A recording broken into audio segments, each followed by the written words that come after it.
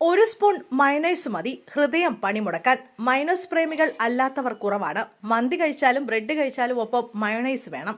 രുചിയും ഇഷ്ടവും കൊണ്ട് മയണൈസ് കഴിക്കുമ്പോൾ ആരോഗ്യത്തിന് ഹാനികരമാണോ ഇത്ര രുചിയോടെ ആസ്വദിക്കുന്നതെന്ന് ചിന്തിക്കാൻ സമയം കിട്ടാറില്ല. എന്നാൽ കുറഞ്ഞ അളവിൽ മയണൈസ് കഴിച്ചാൽ പോലും ഗുരുതര ആരോഗ്യ പ്രശ്നം ഉണ്ടാകുമെന്നാണ് ആരോഗ്യ വിദഗ്ധർ പറയുന്നത്.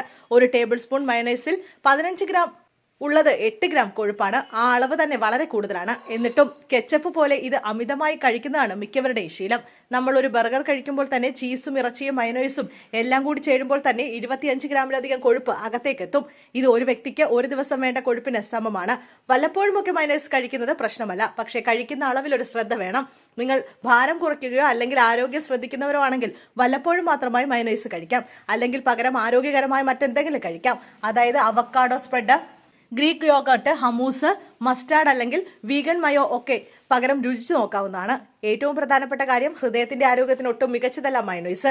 കൊഴുപ്പും കലോറിയും അമിതമായ അളവിലുള്ള മയണൈസ് അമിതമായി കഴിക്കുന്നത് ഭാരം കൂട്ടുമെന്ന് മാത്രമല്ല, കൊളസ്ട്രോളിന്റെ അളവ് ശരീരത്തിൽ കൂടുന്നത് ഹൃദ്രോഗങ്ങൾക്കും കാരണമാകും. അതിനാൽ മയണൈസ് കുറയ്ക്കുന്നതാണ് നല്ലത്. മയണൈസ് കഴിക്കാതിരുന്ന ശരീരത്തിൽ ഒരുപാട് മാറ്റങ്ങൾ വരും. കലോറിയും കൊഴുപ്പും കുറയുന്നതോടെ അമിതമായുള്ള ഭാരം കുറയും. കൊഴുപ്പ് അധികമില്ലാത്ത സാഹചര്യത്തിൽ കൊളസ്ട്രോളും കുറയും. ഹൃദയം ആരോഗ്യത്തോടെ മിടിക്കും. ദഹനം കൃത്യമായി നടക്കും. അതുപോലെ കുടവയറും കുറയും.